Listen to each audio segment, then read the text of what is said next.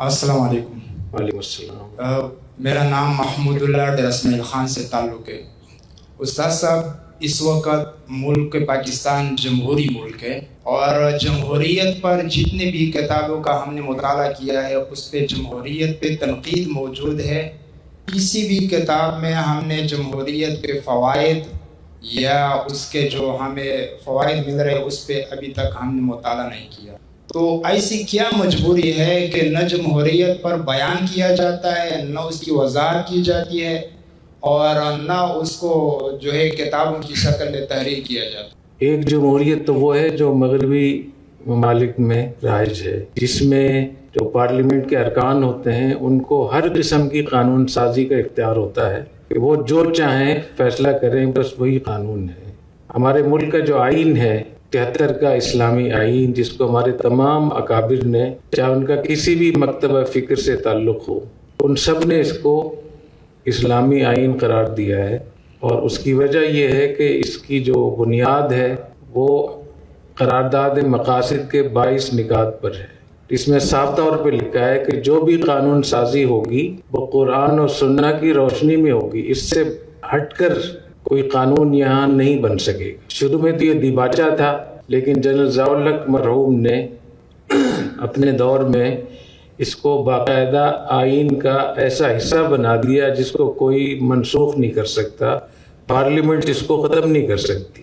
تو یہ وہ والی جمہوریت نہیں ہے جو امریکہ میں، یورپ میں، یو کے، دوسری جگہوں میں رائج ہے۔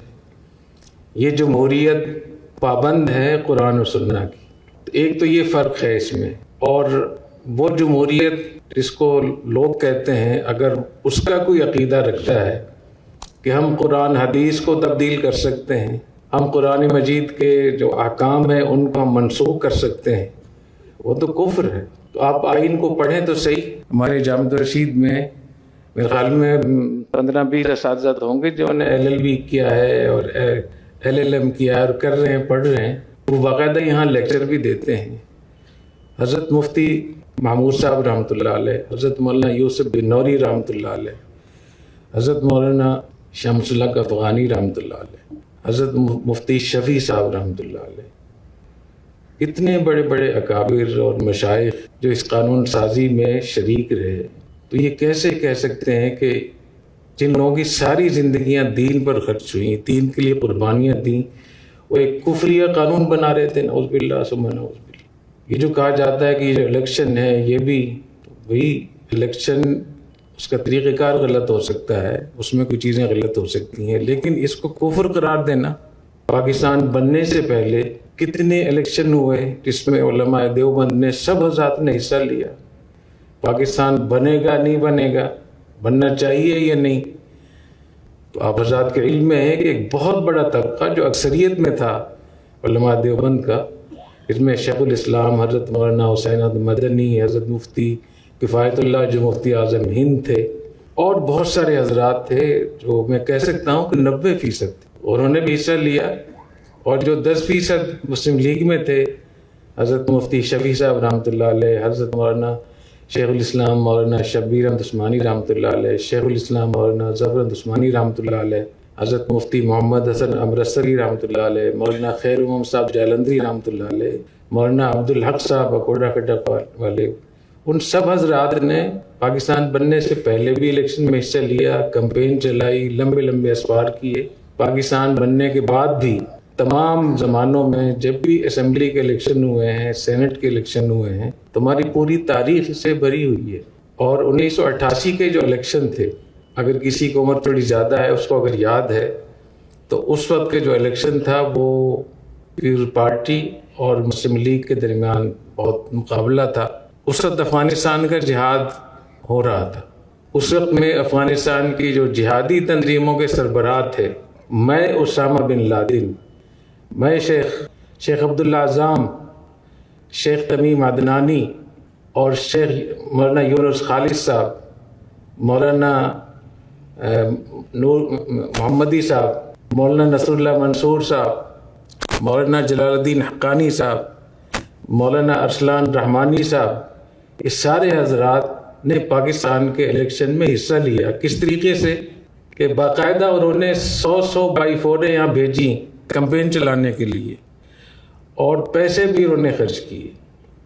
تو کیا کہیں گے کہ ان لوگوں نے الیکشن میں اپنے جو حامی لوگ تھے یا جو اچھے لوگ تھے ان کے خیال میں، ان کو گاڑیاں بھی فراہم کی، ان کو ڈالر بھی فراہم کیے، اور ان کو نوجوان بھی فراہم کیے. حماس اس وقت میں جو حماس فلسطین میں سب سے مجاہد بڑی تنظیم، جس نے اپنی قوت اور جہادی قوت کو دنیا بھر میں تسلیم کروایا ہے، اور ایک چھوٹی سی جگہ کا ان کو اللہ نے اقتدار دیا ہے، اور انہوں نے بتایا ہے کہ اتنے کم من فئۃ قلیلۃ غلبت فئۃ کثیرۃ باذن اللہ. حماس کے ہاں بھی الیکشن ہوتے ہیں، وہاں بھی یہی اسی قسم کی جمہوریت ہے جیسے پاکستان میں ہے، اکثریت کو وہ لوگ لیتے ہیں. اخوان المسلمین مصر میں وہ بھی الیکشن کے قائل ہیں، ان کے ہاں بھی انتخابات ہوتے ہیں، اور صدر مرسی مرحوم وہ انتخابات کے نتیجے میں ہی وہاں آئے تھے. شیخ عبد المجید زندانی بہت بڑے محقق اور بہت بڑے محدث اور عالم ہیں یمن کے، اور مجاہدین ان کو اپنا رہبر رہنما سمجھتے ہیں. وہ خود الیکشن میں حصہ لیتے ہیں، پوری کیمپین چلاتے ہیں. الجزائر میں شیخ عباس مدنی جو افغانستان کے بڑے مشہور جہادی لیڈروں میں سے تھے، انہوں نے 1993 کے الیکشن میں حصہ لیا. ان کی اکثریت ہوئی، اکثریت کے باوجود ان کو موقع نہیں دیا، اور دوسرا جو مرحلہ تھا اس کو منسوخ کر دیا گیا. تو الجزائر میں جتنی بھی ایک شورش جاری ہے، جو جنگ ہو رہی ہے، وہ شیخ عباس مدنی نے اس بنیاد پر کی کہ الیکشن میں ہم جیت گئے تھے یا ہم جیتنے والے تھے، تو ہمیں موقع کیوں نہیں دیا گیا.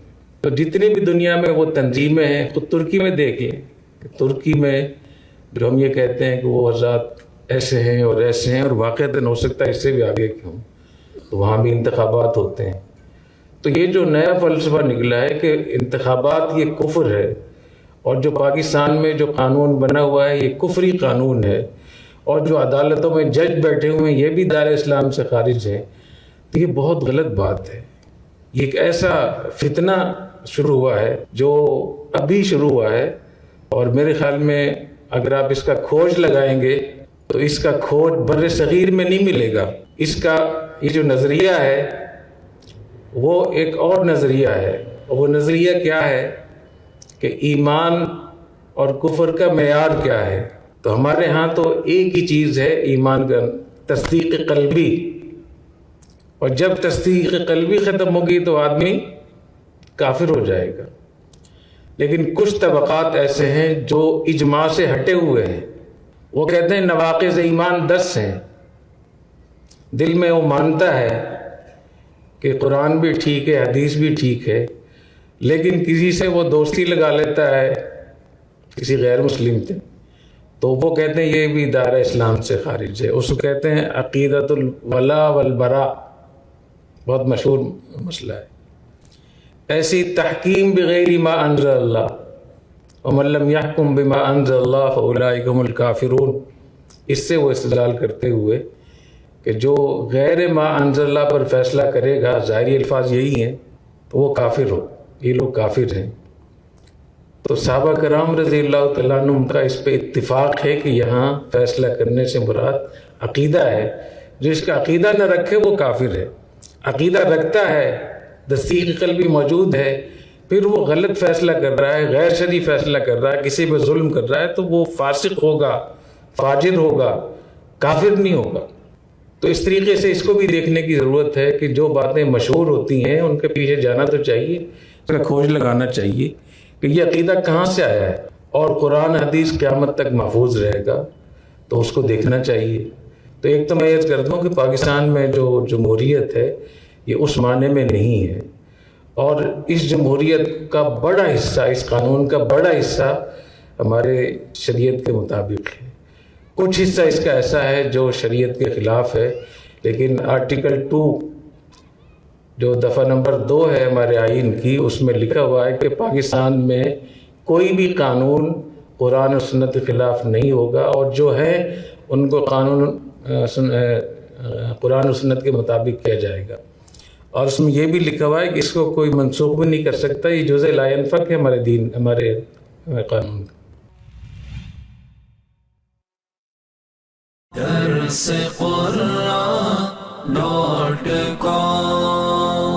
www.darsequran.com